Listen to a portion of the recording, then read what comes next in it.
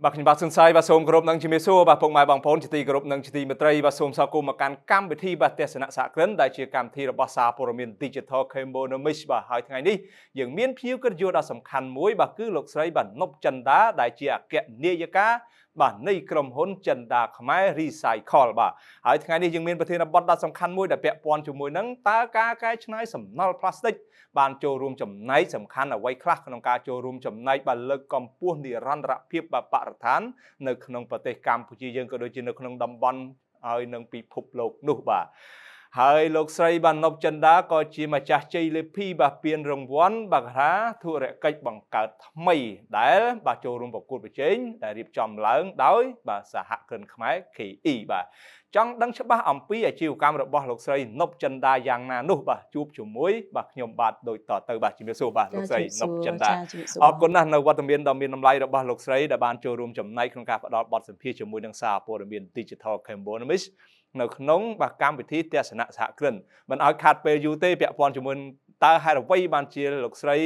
គិតនឹកឃើញបង្កើតបាទគេថាអាជីវកម្មបាទគេថាកែច្នៃសំណល់ផ្លាស្ទិកបាទនេះឡើងយ៉ាងដូចនេះដើម្បីអ្វីទៅបាទលោកស្រីបាទសូមជើញចា៎មុននឹងយើងបង្កើតឲ្យមានចំណាក់ខ្មែរ recycle នឹងឡើងគឺមានន័យថាយើងបានមើលឃើញអំពីបញ្ហាប្រឈមច្រើនទី1នៅប្រទេសកម្ពុជាយើងអាចនិយាយបានថាកំណើននៃអត្រាប្រជាជនយើងកើនឡើងច្រើនហើយភាគច្រើនប្រជាជនខ្មែរយើងរវល់អញ្ចឹងការដែលយើងវិចខ្ចប់នៅគេហៅថាអាហារឬក៏សម្ភារៈហូបចុកនឹងដែលលឿនបំផុតហ្នឹងគឺប្រភេទ plastic ចាមួយវិញទៀតយើងមើលឃើញថាអ្នកដែលគាត់ជាអ្នករើសម្រាមទូចនោះមានន័យថាគឺគាត់ពឹងផ្អែកទៅលើជីវភាពនៃថារបបរបស់គាត់ការរើសម្រាមដើម្បីគាត់បានថវិកាមកគ្រប់គ្រងជីវភាពរបស់គាត់ហើយយើងមើលមួយទៀតបញ្ហាមួយទៀតគឺសម្រាមយើងកើនប៉ុន្តែយើងនៅខ្វះនៅគេហៅថារចនាសម្ព័ន្ធក្នុងការកែច្នៃនៅក្នុងស្រុកហ្នឹងយើងនៅមិនទាន់មានច្រើននៅឡើយចាហេតុដូចនេះហើយបានជាចំណាក់ខ្មែរ recycle យើងចាប់ផ្ដើមបង្កើតឡើងហើយយើងដាក់ឲ្យមានដំណើរការក្នុងការកែច្នៃជាប្រភេទផលិតកម្មនេះតែម្ដងចាសម្រាប់រោងចក្រលោកស្រីមួយផ្ទាល់ហ្នឹងតើមួយខែបាទគេថាអាចមានសមត្ថភាពផលិតកែច្នៃគេថាសំណល់ plastic ហ្នឹងបានប្រមាណតោនដែរនៅក្នុងមួយថ្ងៃឬក៏មួយខែនោះបាទចា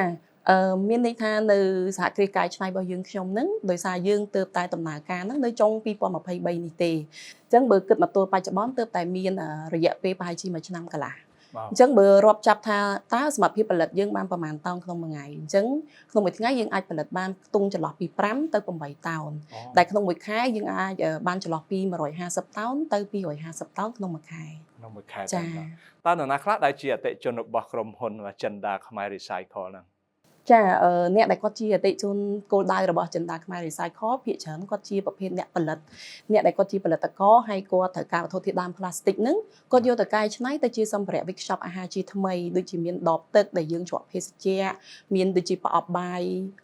ដែលជាសម្ភារៈផ្លាស្ទិកជាផ្សេងចាបាទមានទេដែលមានការបញ្ជាទិញពីក្រៅប្រទេសមានអតិថិជនមកពីប្រទេសនេះប្រទេសនោះអីដើម្បីកំងទិញថាសម្ភារៈអីពីក្រុមហ៊ុនរបស់រកសៃទេបាទចាមានបងមានន័យថាពេលដែលយើងចាប់ផ្ដើមដំណើរការ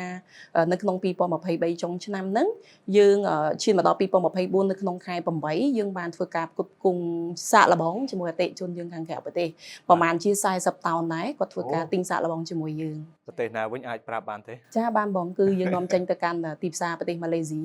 ចាបាទមានគោលដៅបន្តទៀតទេប្រទេសផ្សេងក្រៅពីម៉ាឡេស៊ីក្រៅពីអីនោះបាទចាយើងមានដោយសារតែពេលដែលយើងចាប់ផ្ដើមដំណើរការហ្នឹងយើងក៏ទទួលបានអតិថិជនមកពីក្រៅប្រទេសច្រើនមែនតើដែលគាត់ពេលខ្លះគាត់ហ៊ានចំណាយថវិកាក្នុងការធ្វើដំណើរពីក្រៅប្រទេសមកមើលដល់កន្លែងផលិតកម្មរបស់យើងផ្ទាល់តែម្ដងអញ្ចឹងមានគ្រប់តាំងពីអតិថិជនមកពីអាស៊ានអតិថិជនមកពីសហភាពអឺរ៉ុបក៏បានអញ្ជើញមកមើលទីតាំងផលិតកម្មយើងផ្ទាល់ដែរអញ្ចឹងបច្ចុប្បន្នយើងនៅតែមានភ្ជាប់ទំនាក់ទំនងមានថាប្រាស្រ័យទាក់ទងជាមួយគ្នាដើម្បីធ្វើយ៉ាងណាយើងអាចជជែករកចំណុចណាមួយយើងអាចធ្វើការនាំចេញទៅកាន់ទីផ្សារក្រៅប្រទេសបានអរគុណណាស់នៅចម្លើយដ៏ខ្លីខ្លឹមស្ដាប់មើលទៅក្រុមហ៊ុនរបស់លោកស្រីគឺជាក្រុមហ៊ុនដែលបានចូលរួមចំណែកយ៉ាងសំខាន់ក្នុងការជួយលើកកម្ពស់និរន្តរភាពបរិស្ថានលោកស្រីអាចប្រាប់អំពីដំណើរការនៃចង្វាក់ផលិតកម្មថាធ្វើយ៉ាងម៉េចដើម្បីឲ្យផលិតផលលោកស្រីឆ្លើយតបជាមួយនឹងការលើកកម្ពស់បាននិរន្តរភាពបរិស្ថាននោះបាទ ចាមានន័យថាដើម្បីយើងអាចចូលរួមលើកកម្ពស់នៅនិរន្តរភាពបានតតែយើងចាប់យកនៅបច្ចេកវិទ្យាទំនើបដូចបងបានជ្រាបហើយសម្រាប់នៅស្រុកយើងមិនត្រូវបានញែកបានស្អាតត្រឹមត្រូវទេអញ្ចឹងសម្រាប់បើយើងយកចេញពីលំនៅឋានឬក៏តាមកន្លែងអគារពាណិជ្ជកម្មផ្សេងៗគាត់ស្អាតមានថាស្អាតអត់មានសូវមានភាពកខ្វក់ទេតែបើសិនបើសម្រាប់មួយចំនួនដែលពួកគាត់ប្រមូលចេញពីតំបន់ដែលតាមបឹងបួផ្សេងៗសម្រាប់មានភាពលំបាកខ្លាំងអញ្ចឹងដើម្បីយើងអាចផ្គត់ផ្គង់វត្ថុធាតុដើមដែលយើងកែច្នៃចេញពីសម្រាប់ផ្លាស្ទិកនឹងបានហើយឲ្យវាខិតជិតទៅដល់ស្តង់ដារមួយដែលយើងអាចផ្គត់ផ្គង់ទៅដល់អ្នកផលិតបានតតែយើងគឺចាប់យកនៅបច្ចេកវិទ្យាម៉ាស៊ីនហ្នឹងគឺជាគោលសំខាន់ខ្លាំងមែនទែននៅក្នុងដំណើរការផលិតទាំងមូលនឹងតែម្ដងបាទមានការប្រកួតប្រជែងទេមានភាពលំបាកអ្វីខ្លះក្នុងការកែច្នៃសំណល់ផ្លាស្ទិកឲ្យទៅជាវត្ថុមួយដែលអាចប្រើប្រាស់បានដើម្បីជួយគ្រប់គ្រងនៅក្នុងបរិស្ថាននោះបាទលោកស្រីចាបងពិតជាចំណុចដែលប្រឈមខ្ពស់ខ្លាំងមែនទែនជាពិសេសគឺគេហៅថាបច្ចេកទេសនៅក្នុងការផលិតអ្វីត្បិតតែយើងបានចាប់យកនៅម៉ាស៊ីនទំនើបយ៉ាងណាក្តីប៉ុន្តែគេហៅថាបច្ចេកទេសដែលនៅខាងក្នុងការផលិតហ្នឹងគឺពិតជាសំខាន់ខ្លាំងមែនទែនមានន័យថារាល់ដំណើរការក្នុងការផលិតនីមួយៗហ្នឹងគឺយើងត្រូវតែព្យាយាមសិក្សានិងយកមក testing ដើម្បីធ្វើយ៉ាងណាអភិវឌ្ឍបច្ចេកវិទ្យាក្នុងការផលិតហ្នឹងឲ្យវាកាន់តែស្អាតដូចខ្ញុំបានជំរាបបងអញ្ចឹងសម្រាប់ពេលដែលយើងយកចូលមកពេលខ្លះវាអត់ទាន់មានភាពថេរត្រឹមត្រូវទេ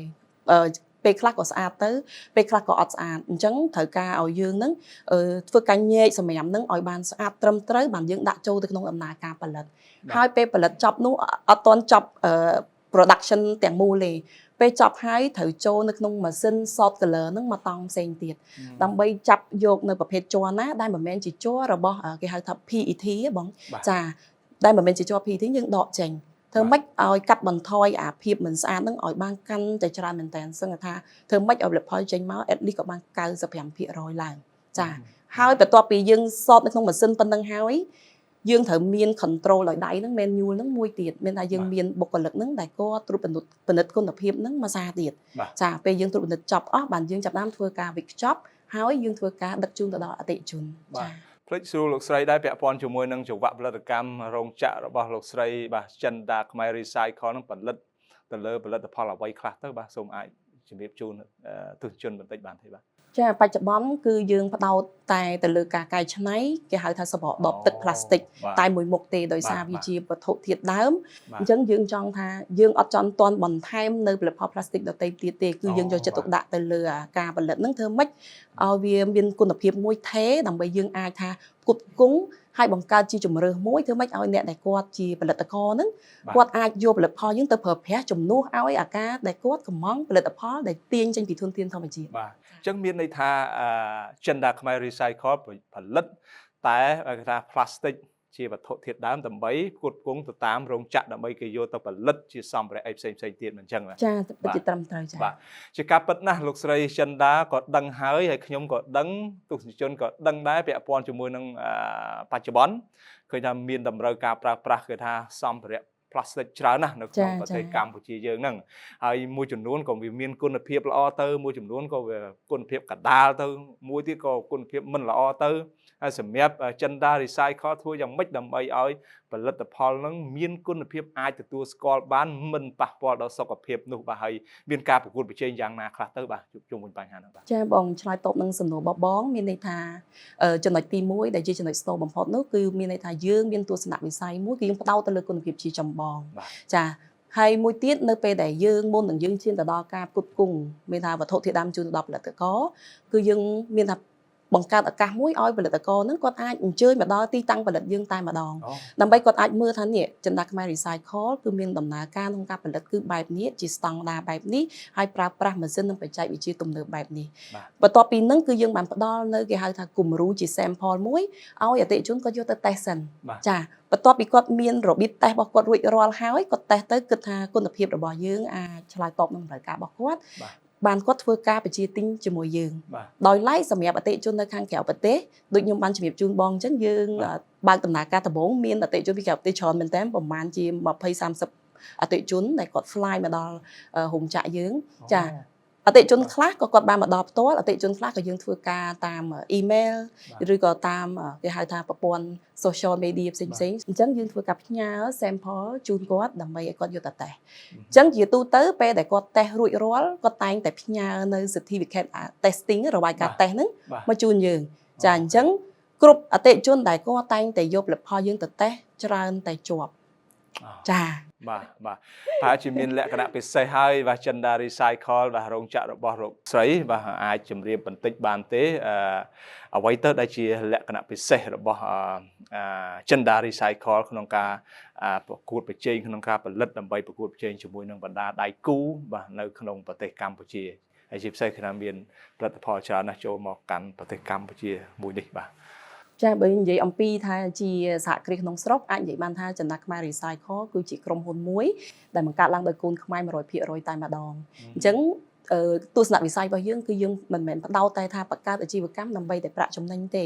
យើងផ្ដោតទៅលើមនុស្សនៅបរិស្ថានហើយនឹងថាភាពស្អាតទាំងអស់គ្នាមិនថាប្រទេសកម្ពុជាឬក៏ទូទាំងសកលលោកទេអញ្ចឹងចំណុចដែលយើងថាយើងផ្ដោតខ្លាំងបំផុតនោះគឺទៅលើគុណភាពជាចម្បងតែម្ដងហើយយើងមានផ្ដល់ការប្រឹក្សាផ្សេងហើយយើងមានថាយើងពេលដែលយើងគ្រប់គ្រងជូនគាត់ហើយយើងអត់ចោលគាត់ទេយើងមានសេវាកម្មបន្ទាប់ពីយើងគ្រប់គ្រងជូនគាត់រួចមិនថាជាអតិជនក្នុងស្រុកមិនថាជាអតិជនក្រៅស្រុកទេគឺយើងធ្វើការទំនាក់ទំនងសួរគាត់តើផលិតផលពេលដែលយកទៅអញ្ចឹងតើបែបម៉េចតើអ្នកមានអ្វីដែលជាយោបល់នៅក្នុងការកែតម្រូវនៅក្នុងការដំណើរការផលិតរបស់ខ្ញុំដែរទេក្រៅពីនេះក៏យើងមានទំនួលខុសត្រូវមួយដែរបើមិនផលិតផលរបស់យើងយកទៅពិតជាមិនស្អាតពិតជាមិនត្រឹមត្រូវតាមអ្វីដែលបានយើងទៅជែកគ្នាក៏យើងឲ្យគាត់យកត្រឡប់មកវិញដែរដើម្បីយើងធ្វើការត្រួតពិនិត្យនិងកែច្នៃនិងពិនិត្យឡើងវិញថាតើវាមានចំណុចបញ្ហាកន្លែងណាដែលយើងឆក់ល្វែងចាបងស្រីមានបានគិតនឹកឃើញខ្លួនឯងថាបង្កើតបាទអាជីវកម្មនឹងឡើងបានចូលរួមចំណែកច្រើនទេសម្រាប់សង្គមជាតិក៏ដូចជាបរិស្ថាននោះក៏ដូចជាសេដ្ឋកិច្ចយើងចាបងតាមពិតនិយាយស្មោះត្រង់ពីដំបូងឡើយនាងខ្ញុំអត់ស៊ីជម្រៅដល់ប៉ុណ្្នឹងទេតែដោយសារខ្ញុំមានអាជីវកម្មទី1រួចហើយចាហើយពេលដែលខ្ញុំវាថាថ្ងៃណាដែលបុគ្គលិកក្រុមការងារគាត់ហត់ណាអញ្ចឹងពេលល្ងាចខ្ញុំតែងតែធ្វើកម្មវិធីញ៉ាំអីជប់លៀងតិចតួចនៅកន្លែងដែលយើងធ្វើការហ្នឹងហើយឲ្យតែរៀងរាល់ល្ងាចមានក្មេងៗរើអេចាយគាត់មកហើយព្រោះសារខ្ញុំលក់អីវ៉ាន់វាមានសបកកេះវាមានដបទឹកផ្សេងអញ្ចឹងណាបងអញ្ចឹងគាត់មកដល់ពេលគាត់មកសើបតែក្មេងៗដល់ពេលសួរទៅតែអាយុ8ឆ្នាំ5ឆ្នាំ6ឆ្នាំអញ្ចឹងក៏ខ្ញុំធ្វើអារបស់ដែលយើងញ៉ាំហ្នឹងខ្ញុំក៏ធ្វើវាម្ចាស់ចែកពួកគាត់ឲ្យគាត់ញ៉ាំសិនចាំរើសយកទៅអញ្ចឹងវាធ្វើឲ្យយើងភ្ញួចអារម្មណ៍មួយដែរថាយើងមានគំនិតក្នុងចិត្តមួយថាបើថ្ងៃណាមួយយើងមានលទ្ធភាពនិងសមត្ថភាពយើងនឹងសិក្សាអំពីតើមានអាជីវកម្មណាដែលជាប្រភពទំនិញហ្នឹងយើងអាចយកចេញពីស្រុកខ្មែរបានណាអត់នាំចូលទេចាយើងបង្កើតក្នុងស្រុកហើយយើងបង្កើតឱកាសជាពិសេសគឺទៅដល់ក្មេងៗឬក៏គេហៅថាអ្នកដែលគាត់ប្រកបរបរទូចដូចជាអ្នករើសម្រាមអ្នករើអេតចាយដែលក្នុងនោះមានក្មេងដែលគាត់ត្រូវទៅរៀនតែគាត់អត់មានឱកាសដោយសារកត្តាជីវភាពអញ្ចឹងបានជា2023ហ្នឹងចាខ្ញុំចាប់ផ្ដើមបង្កើតឲ្យចេញចិនដាខ្មែរ Recycle នឹងកើតឡើងហើយអញ្ចឹងក្តីសម័យរបស់ខ្ញុំហ្នឹងវាលែងជាក្តីសម័យវាជាការពិតបាទចាហើយអ្វីបានជាលោកស្រីបាទមានគំនិតចិត្តចង់គេថាចូលរួមប្រកួតប្រជែងនៅក្នុងកម្មវិធីដែលបង្កើតឡើងដោយសហគ្រិនខ្មែរហើយរហូតដល់ទទួលបានជ័យលាភីដែលជាម្ចាស់ពានរង្វាន់បាទធុរកិច្ចបង្កើតថ្មីដូចពេលនោះបាទចាដូចបងមិញបានសួរខ្ញុំនៅសំណួរមុននឹងអញ្ចឹងណាថាតើមានដឹងអត់ថាអាជីវកម្មហ្នឹងជួយបរិស្ថានជួយសង្គមជួយមនុស្សឬក៏ជួយសេដ្ឋកិច្ចពេលវេលាហ្នឹងគ្រាន់តែមានចិត្តមួយថាសម្រាមជួយបរិស្ថានហើយជាពិសេសសម្រាមផ្លាស្ទិកវាបង្កបញ្ហាប៉ះពាល់ដល់បរិយាកាសក៏ដូចជាប្រព័ន្ធអេកូឡូស៊ីរបស់ការរស់នៅរបស់យើងទាំងអស់គ្នាហ្នឹងគឺខ្លាំងមែនតើតែដល់ពេលបន្ទាប់ពីខ្ញុំបានមើលឃើញការប្រកាសនៃការកម្មវិធីប្រកួតពានរង្វាន់ធុរកិច្ចបង្កើតថ្មីដែលគាត់ដាក់លក្ខណៈថាតិចជាង4ឆ្នាំតាមខ្ញុំចាំមិនខុសណាបងហើយពេលហ្នឹងខ្ញុំទៅតែបង្កើតឡើងបរាប់ទៅខ្ញុំទៅបានប្រហែលជាខ្ទង់8ខែទេបងចាខ្ញុំក្មេងខ្ចីមែនតើហើយខ្ញុំអត់ដឹងថាធ្វើម៉េចពំនាំម៉ាកយីហោបង្កើតដោយកូនខ្មែរឲ្យផលិតផលសម្រាមទៀតខ្ញុំជឿជាក់ថាផលិតផលសម្រាមអត់សូវមានគេធ្វើទេចាអញ្ចឹងខ្ញុំរិះរកទៅធ្វើម៉េចដើម្បីបង្កើតឲ្យគេស្គាល់យើងអាចឈានទៅដល់ការយើងផ្គត់ផ្គង់បានច្រើនណាវត្ថុធាតុដើមហ្នឹងព្រោះកាលណាយើងផ្គត់ផ្គង់បានច្រើន យើងចូលរួមកាត់បន្ថយបញ្ហាពាក់ព័ន្ធជាមួយ plastic បានច្រើនក៏ដូចយើងចូលរួមជួយកាត់បន្ថយនៅផ្ដល់ចំណូលដល់អ្នកដែលគាត់ប្រកបរបរហ្នឹងជាពិសេសអ្នករកសម្រាប់ទូចៗហ្នឹងស្តង់អេចាយផ្សេងជាដើមចាហើយបង្កើតការសេដ្ឋកិច្ចនៅខាងក្នុងស្រុកអញ្ចឹងខ្ញុំក៏អត់ទាន់ដាក់ពាក្យទេពេលហ្នឹងអត់ទាន់ទុកចិត្តខ្លួនឯងនិយាយមែនតើទៅសារយើងក្មេងខ្ចីមែនតើចាប៉ុន្តែនៅ KE គាត់មាននៅក្នុងកន្លែងផ្សព្វផ្សាយរបស់គាត់ហ្នឹងគេមានដាក់ថាថ្ងៃទីប្រហែលអញ្ចឹងគេនឹងមានវគ្គមួយគេហៅថាតម្រង់ទិសអញ្ចឹងអ្នកដែលចាប់អារម្មណ៍នៅក្នុងកម្មវិធីធុរកិច្ចបង្កើតថ្មីអាចធ្វើការចុះចូល link online ហ្នឹងហើយអាចសួរសំណួរនៅអ្វីដែលយើងចង់ដែលយើងឆ្ងល់ណាដើម្បីទទួលបានព័ត៌មានលម្អិតហើយចាំសម្រេចចិត្តអញ្ចឹងខ្ញុំក៏បានចូលរួមហើយខ្ញុំក៏បានទៅជែកជាមួយនឹងអ្នកដែលគាត់ចាត់ចែងកម្មវិធីហ្នឹងខ្ញុំក៏ថាខ្ញុំវិស័យសម្រាប់តើខ្ញុំអាចចូលរួមបានអត់បងចាហើយខ្ញុំទៅតែបកកើតទេបានប្រហែលជា8ខែតែខ្ញុំស័ក្តិសមអត់ចាអញ្ចឹងគាត់ផ្ដល់ជាច្បាស់វិញថាបងសម្រាប់គឺជាមុខរបរមួយដែលជួយដល់បរិស្ថានចាខ្ញុំមានទឹកចិត្តទៅដល់ពេលខ្ញុំលឺអញ្ចឹងខ្ញុំមានអារម្មណ៍ថាខ្ញុំមានទឹកចិត្តចាហើយខ្ញុំថាមានថាខ្ញុំបានបោះជំហានមកតង់ទៀតហើយអញ្ចឹងខ្ញុំទៅតែបកកើតទេបានប្រហែលជា8ខែតែខ្ញុំចូលរួមបានអត់គាត់ថាអត់អីទេបងព្រោះនេះគឺបកកើតឡើងសម្រាប់ធុរកិច្ចបកកើតថ្មីអូខេចាអញ្ចឹងសម្រាប់អ្វីដែលជាយោបល់ដែលគាត់ផ្ដល់ឲ្យខ្ញុំធ្វើឲ្យខ្ញុំពេលដែលចប់ការប្រជុំអនឡាញហ្នឹងខ្ញុំចុះឈ្មោះភ្លាមតែម្ដងចាអូខេអរគុណណាស់នៅចម្លើយដ៏ក្បោះក្បាយរបស់បងស្រីបាទនប់ចិន្តាយ៉ាងណាក៏ដោយចេះចង់ដឹងពាក់ព័ន្ធជាមួយនឹងបន្ទាប់ពីទទួលបានជ័យលាភីបាទថាជាធុរកិច្ចបង្កើតថ្មីរហូតមកទល់នឹងពេលនេះតើមានការវិវត្តដល់ណាហើយទាំងអាជីវកម្មក៏ដូចជាការកែច្នៃអីផ្សេងៗហ្នឹងយ៉ាងម៉េចហើយទៅបាទចាបន្ទាប់ពីខាងក្រុមហ៊ុនចំណាក់ខ្មែរ Recycle យើងទទួលបានពានរង្វាន់វាបានបង្ហាញអំពីថាការទទួលស្គាល់មួយថាចំណាក់ខ្មែរ Recycle ត្រូវបានកំណត់ឈ្មោះមួយទៀតហើយសហគ្រាសសង្គមហើយយើងមានពានរង្វាន់តាមរយៈសហគ្រិនខ្មែរយើងចូលប្រកួតហ្នឹងមានថាជាសក្ខីភាពមួយបង្ហាញថាការទទួលស្គាល់នេះគឺជាការទទួលស្គាល់មួយជាលក្ខណៈផ្លូវការហើយមួយទៀតដូចអ្វីដែលជាគោលបំណងខ្ញុំមុនចូលប្រកួតចឹងគឺយើងបានពំនាំនៅម៉ាកយីហោចំណាក់ខ្មែរ Recycle ហ្នឹងដើម្បីធ្វើការចែកជូនទៅដល់គេហៅថាភាគីពាក់ព័ន្ធផ្សេងចាព្រោះពេលដែលយើងចូលប្រកួតក៏មានម្ចាស់អាជីវកម្មដទៃចូលដែរអញ្ចឹងគេដឹងថាចំណាក់ខ្មែរ Recycle ជាអីគេចាហើយបន្ទាប់ពីនឹងមកក៏ធ្វើឲ្យចំណាក់ខ្មែរ Recycle យើងទទួលបានឱកាសផ្សេងជាច្រើនតាមរយៈគេឈ្មោះដែលយើងបានទទួលបានតាមរយៈយើងចូលប្រកួតអញ្ចឹងក៏ឈានឲ្យយើងចាប់ផ្ដើមមានដៃគូក្រៅប្រទេសផ្សេងគាត់អាចចូលមើលប្រវត្តិរបស់យើងនៅក្នុងទំព័រ Facebook Page របស់យើងដែលគាត់មើលឃើញពីសមិទ្ធផលរបស់យើងចាបន្ទាប់ពីទទួលបានគេឈ្មោះក៏ដូចជាផលចំណេញទៅលើគេថា brand name ក៏ដូចជាគេឈ្មោះរបស់ Agenda ខ្មែរ Recycle អ្វីដែលលោកស្រីទទួលបានទៀតដូចជាភាពជាអ្នកដឹកនាំភាពជាអ្នកគ្រប់គ្រងអីផ្សេងយុទ្ធសាស្ត្រអីផ្សេងដែលចូលរួមជាមួយនឹងការប្រកួតប្រជែងដែលរៀបចំឡើងដោយ KE នោះបាទចាបើនិយាយអំពីថាភាពជាអ្នកដឹកនាំវាពិតជាបានបង្ហាញនៅក្នុងសកម្មភាពដែលខ្ញុំបានចូលរួមតាំងពីដើមរហូតដល់តែខ្ញុំបញ្ចប់ហើយខ្ញុំឈានទៅដល់ការឈ្នះពាននឹងទៀតដោយសារតែយើងផ្ដោតយើងដឹកនាំគឺយើងផ្ដោតទៅលើគេហៅថាគោលដៅរួមគ្នាមួយអញ្ចឹងក្នុងនាមខ្ញុំជាតំណាងចំណាក់ខ្មែរ Recycle ខ្ញុំត្រូវធ្វើយ៉ាងណាខិតខំចូលរួមនៅក្នុងកម្មវិធីហ្នឹងធ្វើយ៉ាងម៉េចផ្ដោតទៅលើព្រោះនៅក្នុងកម្មវិធីគេមានវគ្គបណ្ដុះបណ្ដាលអញ្ចឹងនៅក្នុងវគ្គបណ្ដុះបណ្ដាលគឺគេឲ្យយើងរៀបចំគេហៅថាប្រព័ន្ធគោលនយោបាយនៅក្នុងដំណើរការងារក្រុមហ៊ុនរបស់យើងចាអញ្ចឹងខ្ញុំ commitment មែនតើមានថារាល់វគ្គបណ្ដុះបណ្ដាលដែលរៀបចំមុនឈានទៅដល់វគ្គបញ្ចប់គឺខ្ញុំចូលរួមមិនដែលអាក់ខានទេចាអ្វីទៅដែលជាហៅថាទិសដៅទៅមុខទៀតក្នុងការបង្កើតក៏ដូចជាពង្រឹងមកថាចិនដាខ្មែរ Recycle ឲ្យកាន់តែមានគេឈ្មោះបោះសម្លេងក៏ដូចជាគុណភាពនៅក្នុងប្រទេសកម្ពុជាក៏ដូចជាទៅកាន់ទីផ្សារក្រៅប្រទេសទៀតនោះបាទចាបងសម្រាប់បច្ចុប្បន្នហ្នឹងចំណាក់ខ្មែរ Recycle ហ្នឹងគឺយើងបានធ្វើកិច្ចការងារជាច្រើនមែនតើទាំងជាមួយភាគីពាក់ព័ន្ធខាងក្នុងប្រទេសក៏ដូចជាក្រៅប្រទេសហើយបច្ចុប្បន្នចំណាក់ខ្មែរ Recycle ក៏យើងបោះជំហានមួយតង់ទៀតនៅក្នុងការចូលរួមវគ្គបណ្ដុះបណ្ដាលទៅលើបច្ចេកទេសក្នុងការផលិតហើយយើងក៏បានព្យាយាមធ្វើយ៉ាងណាបង្ហាញអំពីគេហៅថាការបដិញ្ញាចិត្តយើងជាមួយនឹងខាងប្រទេសអាស៊ានដើម្បីព្រោះគេមានកម្មវិធីមួយគេចាប់ផ្ដើមមានថាចងក្រងអ្នកនៅក្នុងវិស័យផលិតកែច្នៃសម្រាប់ plastic ហ្នឹងទៅជាបណ្ដុំមួយនៅក្នុងសហគមន៍អាស៊ានតែម្ដងហើយបច្ចុប្បន្នខ្ញុំ